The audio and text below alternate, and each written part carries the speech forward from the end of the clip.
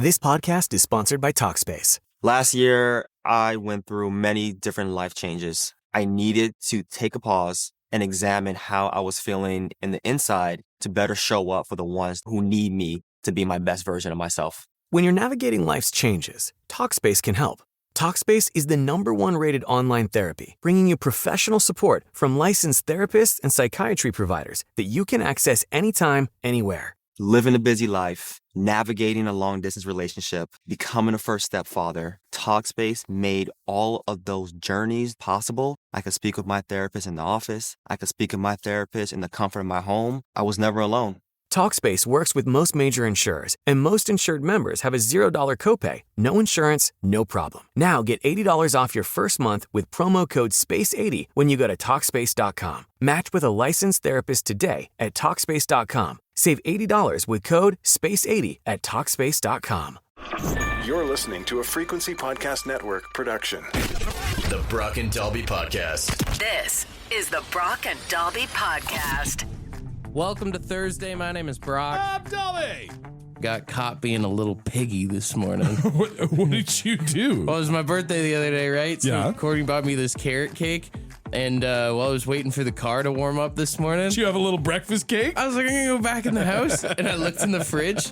But it's got that stupid, you know the case you get from the grocery store, that stupid plastic container around it? Yeah. Like clamshell, I think maybe they call it. Impossible to open one of those things without alerting everybody in the house. Like, they are so loud, are they not? Oh, absolutely. It's somehow like solid and snappy, but crinkly at the same. Like it hits all the noises at once. And I don't know if in the middle of the night it's got like its own like alarm system or something that's supposed to alert everyone. But I was trying to crack it and I couldn't even like break the, I don't know, the seal's the right way to say around it. Yeah, it's like an air seal, an airlock sort of. So I was super piggy this morning. I was like, I really want a piece. Yeah. I went into the bathroom. I turned on the fan. No. I just didn't want to wait. I didn't want Courtney to come downstairs and be like, what's your fat ass doing right now? You're in a bad spot when you're taking cake into the bathroom to try and not wake anybody else I wanted up. a little fix this morning. Dude, I popped the top on this thing and it still felt so loud. And then all of a sudden I opened the door and my dog Murphy's just standing there. What are you doing in there? My dog does the same thing. Penny will find me no matter where I am in the house. She could be in the basement. I could be in the main floor. Doesn't matter. If she hears, if there is the crinkle of a chip bag, Oh, yeah. that dog's radar goes off like a squirrel just got in the house. Yeah. It's funny, though, because sometimes if my dogs see a squirrel, it's hard to get them to come over. But if I shake like a bag of chips or something. Yeah. All of a sudden, they're listening. Oh, man. I just, I feel like that plastic cake thing, it is impossible to try and open one of those quietly, man. If they had put all that jewelry and all those valuables in the Louvre in one of those cake containers, nobody would have gotten away with that theft a few months back. Yeah. 762-555. I ask you this in honor of me being a little piggy this morning. What is something that is impossible to do quietly? Something that you're just, if you got to be silent, you're not getting away with it. I'd honestly like to do a competition and have people and see who could open one of those the quietest. The overweight husband games? Yeah. This is the Brock and Dalby Podcast. We've got Jeff on the phone. Jeff, what's something that's impossible to do quietly? To crack open that early morning beer. I hear that, brother. Let me just get a little bit of. Oh, there we go. Gotta get ready for work. I mean, mind you, mine's an energy drink and it's the only thing keeping me alive, but same idea. Even if it's not early in the morning, if it's late at night and you crack one and the missus is like, are you having another? Yes, exactly. Actually, it's honestly anytime. Middle of the day, too, right? It's 2 in the afternoon. What are we doing? Like the bag of chips is for the dog, a beer can is for your wife. Yeah, pretty much. This is the Brock and Dalby Podcast. There's this thought experiment that's gone viral over the last little while. I don't know if you've seen it, but the idea goes as such. You have 5 minutes to hide a paperclip somewhere in your home or on your property. Has to be on your designated property. After the 5 minutes is up, a real-life trained detective gets 24 hours to try and find that paperclip. If they can't find it within the 24-hour deadline, you get $1 million. Does it have to be like somewhere on your property, or like it couldn't be like I could, boof it up there or something, prison style? Well, I mean, you're on your property. Sure. Anywhere in or on your person is still technically on your property because you would be there for questioning while the detective is looking. Because I feel like if he starts coming from a butt, then I'm like, hey, whoa, we got a lawsuit on our hands, brother. Well, unfortunately, I mean, he's a detective charged with finding it. I'm sure he's got the proper warrants. Okay. And, a fridge magnet to your abdomen would probably tell him like, it might be something metal in here. I don't want a prostate exam from him. Maybe that isn't the move. I was going to say junk drawer, but then that's probably the first place he's going to go. That's the thing, right? He's like, I think the first place any real detective is going to look in this situation is going to be like, I need to do a quick x-ray. I need to look inside you, because I think most people would have that same first thought. You got to think outside the box. It's got to be somewhere where he wouldn't expect to look. I mean, even just like tough spots is like if you got like insulation in your basement, that Pink Panther stuff in the basement. If you throw it in there, it's also dangerous for him to touch anyway. That's true. Yeah, if you could just poke your head in the attic, you don't even have to get off of like the entry to just throw it. Now I don't even know where it is. One of the best things you could do is if you have a toddler, give it to your toddler and go, "This is important," and you'll never find it again. Let them disappear. I need you to take really good care of this. Oh, it's gone forever? Oh, well, give me my $1 million. Either that, or I'd like to open up like the lint trap in the dryer and I'd put it down there. Oh. Because if he can find that, then maybe he could find all the socks that I've been missing too. All the things that have gone missing inside there. Yeah. It's a great thought experiment. It'll make you look at your house in a whole different way. Since I read this the other day, I've just been walking around going like, ooh, there's like a tiny little pinhole in the drywall over there. I bet you I could fit a paperclip in there. So this is how I can tell you weren't a stoner growing up. Everything's a hiding spot if you look close enough, brother. The Brock and Dalby Podcast. So there is a GoFundMe on right now for a dude who was or maybe still is working in the Ford factory in Detroit in Michigan, who during a visit from United States President Donald Trump just started yelling chirps at him from the factory floor. Oh, I saw this, yeah. And he got enough under the president's skin that Donald apparently started under his breath mouthing some profanity back at him, basically telling him 3825U. And then the president of the United States of America gave the dude the finger. And I don't want to get into a debate about who's in the right and who's in the wrong and any of that. Getting the middle finger from a leader of a major country in the free world.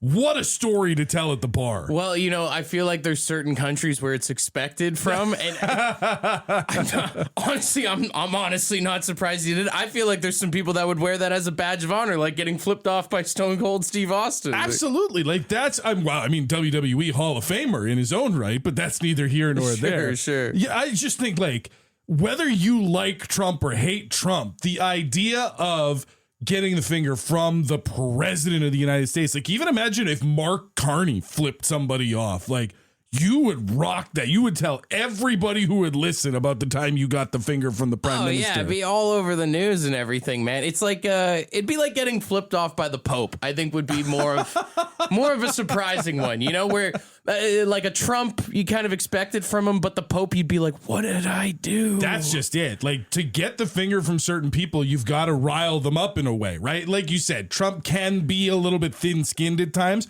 What did you do to get the Pope to break with all the tradition and all the religious rules to flip you off? Like the Pope, the Dalai Lama, or I mean, even if you just get away from like well-known figures, imagine being in therapy and all of a sudden your therapist is like, yeah, shut up, dude. You get up off the couch, you stand up at the end of your session and you look back over to be like, so same time next week? And he's just like, nah, man, this one's for you. Dude, imagine being at your kid's pediatrician.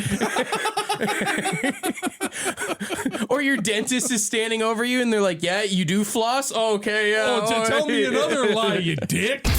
This is the Brock and Dalby Podcast.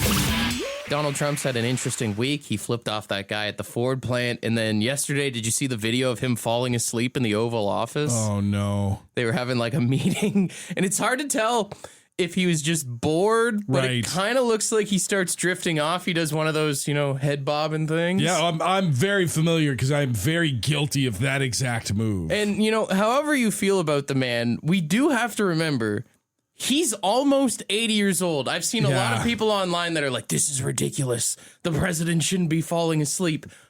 Brother, that's what people who are 80 do. That's the thing is like, I think those people are right when they're like, this is ridiculous. The president shouldn't fall asleep in a meeting.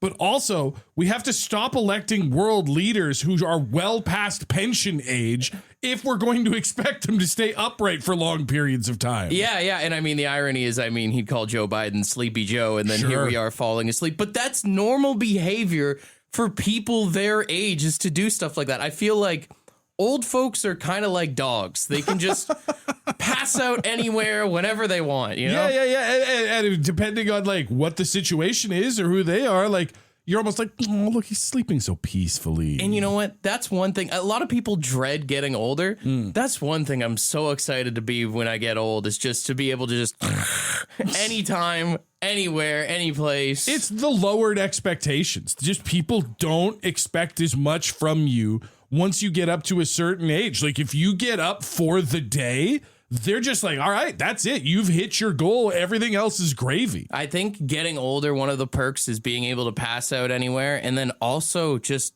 not giving a 3825. I mean, you see it with Donald Trump with his opinions and the things he says. And just like, I feel like once you get to a certain age, people don't care what you say. Like, you can say whatever you want, and people are just like, hey, he's set in his ways as an old man. It's the classic line. He's from a different time. Yeah. Is what people will say. And we've all been to at least one family dinner, family gathering of some sort, where grandpa's crotchety in the corner talking about what's got him angry. And some older relative will come up to you and be like, it's just who he is. He's from a different time. It is what it is. You just got to let it slide. And isn't that the most beautiful thing about getting old? You can't get in trouble anymore. The ability to be a dick at will. You can't cancel someone who's knocking on heaven's door. The Brock and Dalby Podcast. The Brock and Dalby Podcast. What's a perk of getting old? Well, you go into Shoppers or the grocery stores, what is it, like once a month or something, and you get your seniors discounts? Oh, yeah, that's true. All of a sudden you become a certain age and people just want to give you a deal. They're just desperate to give you a deal, a discount, the early bird special even. You go to a restaurant and they're like, oh my goodness, let me see that driver's license of yours. Hey, half price, you're good. Yeah, exactly. So one time you want to be asked for ID because you're too old. I remember when my mom hit 65, she was pumped for us to go out to dinner. She's like, it's on me, everybody. It's funny you say, because there's like a certain age where you get offended for being ID'd, and then you get to a certain point where you're flattered again. Yeah, like, come on, dude. Don't I look old enough to get the discount? Don't I look like I've been through it enough?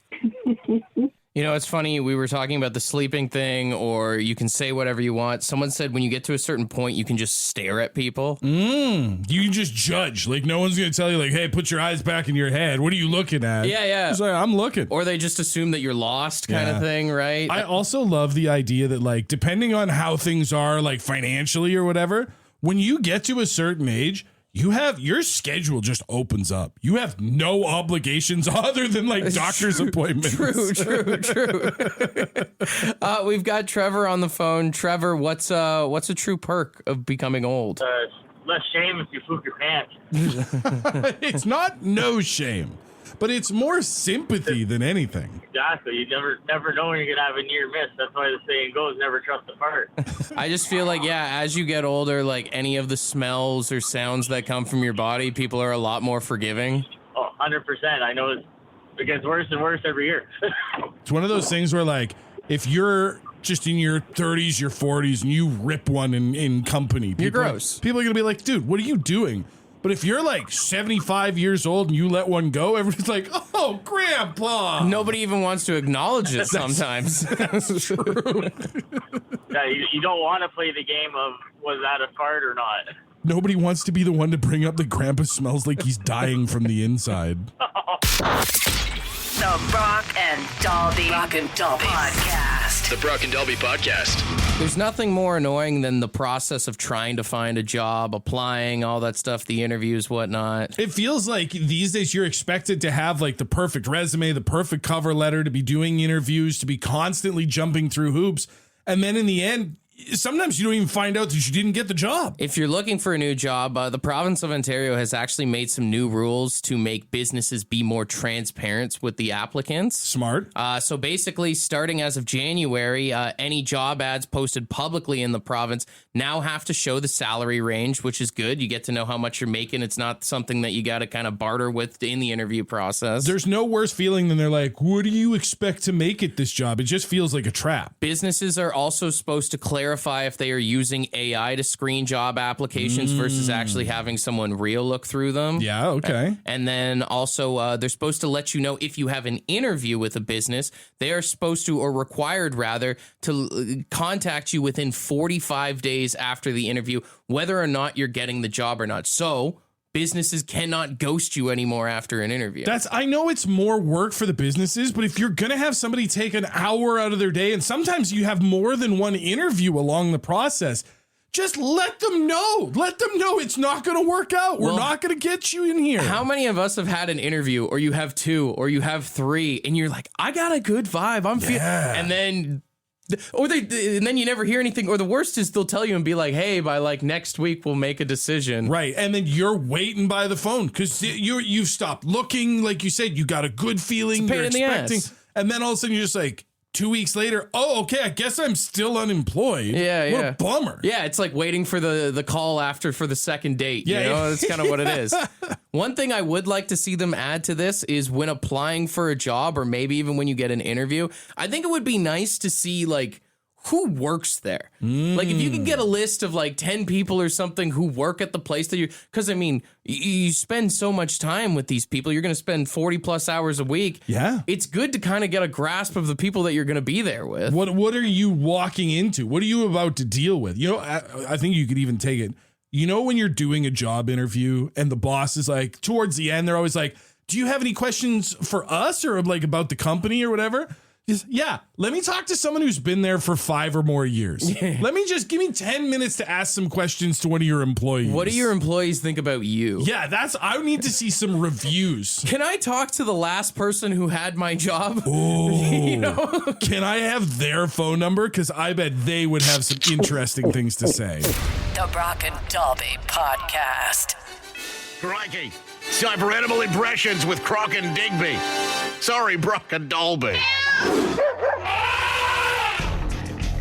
All right, we've got $100 in Lotto Max tickets for Saturday's jackpot here to give away. Got a $14 million gold ball jackpot up for grabs on Saturday, and someone's going to win $100 in 649 tickets. We've got another mating call for Animal Impressions, the barred owl mating call. He just sounds so pumped. And we've got a lot of mating calls to go through here. We'll start with this one.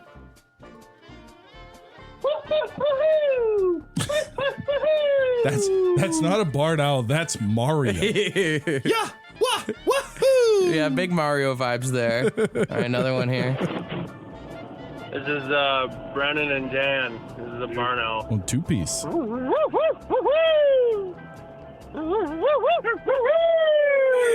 Love it, fellas. Love it. Just 2 owls both trying to compete for the love of a lady. Got a wingman. You're too proud of that. Okay, another one here. Hi, this is Christine with the mating call of a barn owl.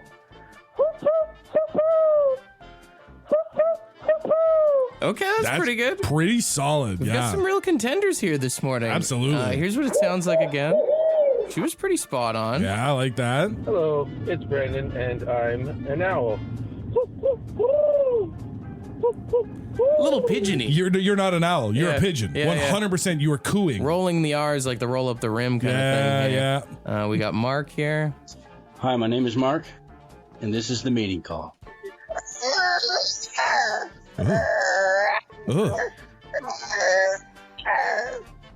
Sounds like me in the bathroom. That owl is sick and needs attention or to be put down. He ain't getting any snatch, I'll tell you that.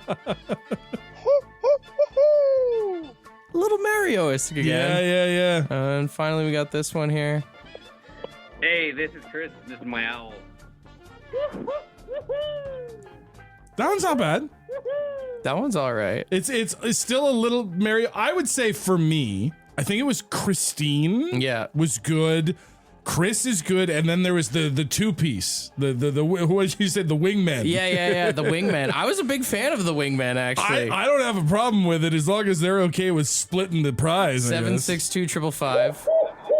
Who had the best owl mating call? Let us know. Yeah, man. Go ahead and vote 762-555. I'm also seeing a lot of people acknowledging your wingman joke on the text line, which was very good. I always do love the double effort, is what it is. Anybody, because it's tough to do stuff like this because you're naturally embarrassed to be making a fool of yourself. If you can get a friend on board, it's always better. This is Brennan and Dan. This is a barn owl.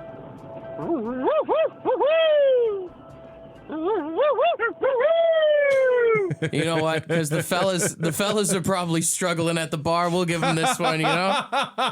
Ding. Round of applause to the wingmen there. You let us know which one of you is going to claim the prize because you just got yourself $100 in Lotto 649 tickets. Boys, if you win that jackpot, you don't even need to do a mating call. It's all going to be flocking your way. Well, yeah, you just open your wallet in the middle of the bar and then you're good. Yeah, and you're going to hear everyone going... The Brock and Dalby Podcast. The Brock and Dalby Podcast. Florida woman tries to avoid arrest by defecating towards officers.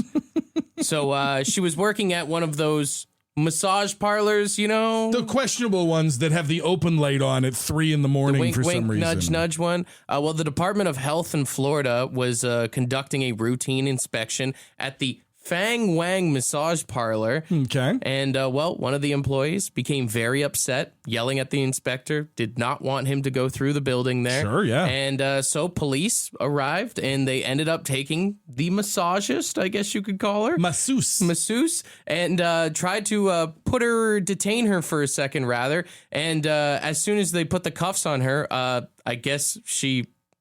unleashed the hatch, or she let it go, so to speak. Yeah. Which is impressive in its own way because, like, did she have one ready to go in the chamber, or is that something that she can do? To quote Liam Neeson, a very specific set of skills. She just make this happen on command. She was arrested for battery because of it. I mean, that's fair. We've seen over the last how many years it's been established that spitting on someone is assault. Mm-hmm. So I would say defecating's right up there. Crapping on somebody, even if it is just at them or on their shoes, should probably count for something. That's almost like an animal reaction, you know? Oh, it's skunk-like. Yeah. Animals have like those kind of things to deter predators, like to be able to just like dookie on command. Yeah, if you put the handcuffs on me, I'm going to crap. I mean, there's probably people at the massage parlor that pay extra for that. The Brock and Dalby Podcast.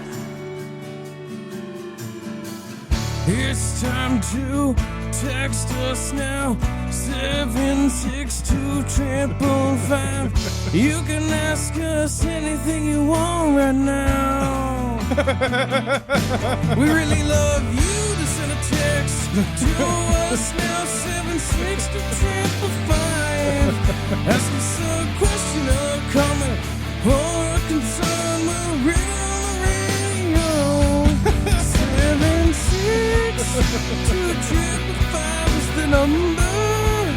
All you have to do is send a text. 'Cause it's Text Us Thursday. I'll tell you right now, one thing you'll never hear from us is, honey, why you texting us so early? All right, let's get her going. 762-555. First one in. Has Dalby even tried to touch his toes yet? Okay, so I haven't seen you do it. Well, no, because I'm sitting here across from you in the room, so I haven't been. But at home, I have instituted a new stretching policy. I've been working on like a lot of videos and stuff for the show.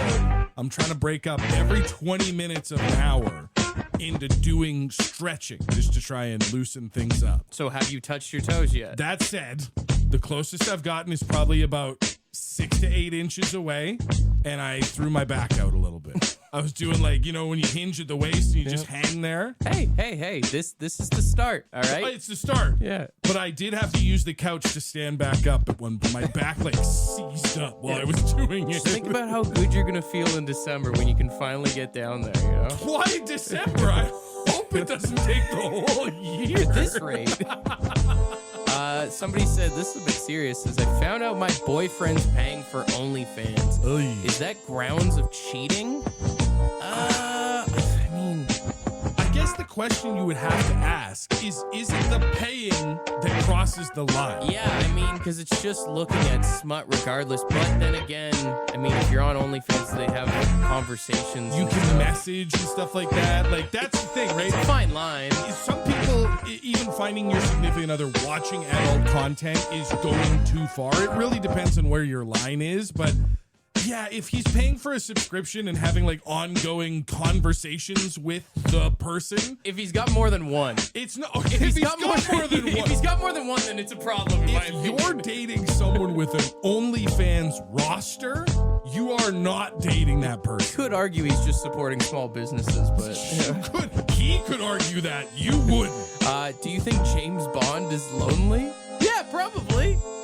I don't know. Like, he feels like he's got a lot of work friends. That's got to count for something. But like, work friends are just work friends. I mean, when he gets home at the end of the day, and I mean, unless he's got a lady with him, like he's just drinking martinis alone. See, and that's where I struggle with this, because more often than not, according to the books and the movies and all the other media, he does quite often have a lady with him, but it's usually a different lady. And people have tried to tell me that that's a pretty lonely lifestyle. He hasn't been able to hold down like one girl for more than a movie. So. Right? Yeah. They always either die or move on or turn out to be the bad guy. Imagine being James Bond's therapist. The things you would have to listen to. If you could be reborn, how would you want to be born in your next life? Rich, like a nepo baby. Well, yeah, I think obviously you want to come back as comfortable as possible. Although I do think there's an argument to be made. I'd love to come back as like an animal or something. Yeah. I did the human thing. It was fun. Listen, if reincarnation exists, that means I'll get another kick at the human thing down the road. Let me get 6 years as a mountain goat or something, just see what life is like. I don't want to be like some prey animal that's going to die being chased down. Gonna wake up as a fish with like a 6-pack ring around your neck or something. Well, yeah, no, I can bring me back as a cool animal. Someone said, as smokers and a former smoker, how many lighters do you think you have purchased in your entire lifetime? Well, your answer is like 3, because you're a notorious lighter thief. I mean, I could have a whole stat line of how many lighters that I've stolen from people, but I mean, like, I lose as many lighters and I buy them all the time. I'd love to see the numbers of that. I mean, we talked about like booze and like weed earlier in the week.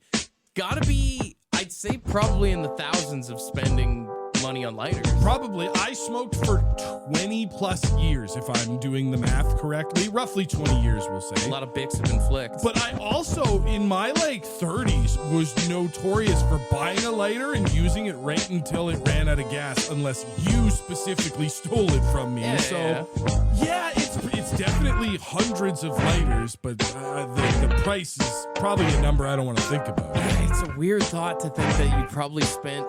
Do you think you spent anywhere close to the amount that you spent on cigarettes and lighters? Oh, no. What's the balance of that? Cigarettes were so expensive by the time How many boats do you think you could have bought smoking? And I still couldn't have parked one of them in the water. That's the crazy thing. Want to be a part of the podcast? Leave a message on the Bad Line. The Bad Line is the answering machine for the Brock and Dalby Show. To get the number, text the word BAD to 762-555. Thanks for listening to the Brock and Dalby podcast.